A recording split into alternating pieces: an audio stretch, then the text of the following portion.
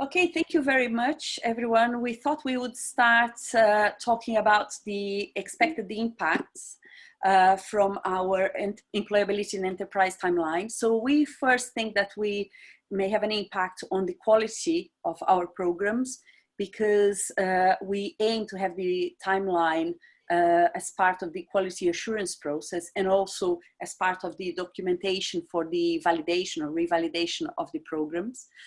We also think that by providing visibility to the employability and enterprise activities already in place in our programs, it might help our teams to use the timeline as an audit tool, so they can check where's the gap, and they can also communicate and collaborate with other programs, so they can exchange information about activities that might be useful for different programs, improving their offering.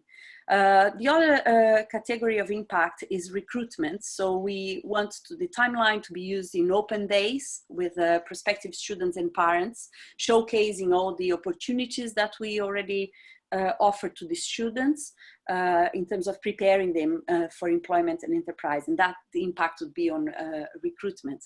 The final category is student satisfaction, and in that sense we aim to have an impact by providing the students with a framework. So the timeline would become a framework to evaluate, so that they can use to evaluate their self-development in terms of getting prepared for professional life. And the timeline that we devised on the basis of keeping it visually simple was to try and divide the employability categories into four. So as you see, they're color-coded 4 categories that we have. And I think the message behind this is that there are different facets to employability. So for example, the green one is more about what the students can do personally to develop, whereas the pink one, engaging with the professions activity, is more about reaching out and meeting other people in employment. So that was the idea behind the classifications.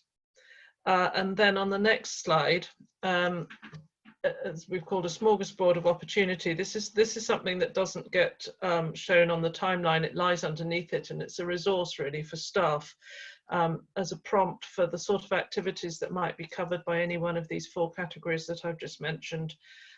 So for example, guest lectures about halfway down there, an example of an engaging with the professions and how that might be valued in terms of evaluation impact and engagement and so on. So that's just to help tutors think about what they're doing in the courses that might be flagged in this way. This next slide is a visual representation of our first pilot. We have other courses already in line for piloting as well. So you can see this is for the BA in Urban Design, Planning and Development, and the breadth of activities there. They were put together by the subject coordinator, ourselves, and the Urban Design Student Society. So we organized in a way that the top row represents activities that are specifically or specific for the program. The bottom row shows activities that are offered university-wide, and they clearly align, from, you can see from the colors, with the 4 key activities that Lindsay explained in the previous slides.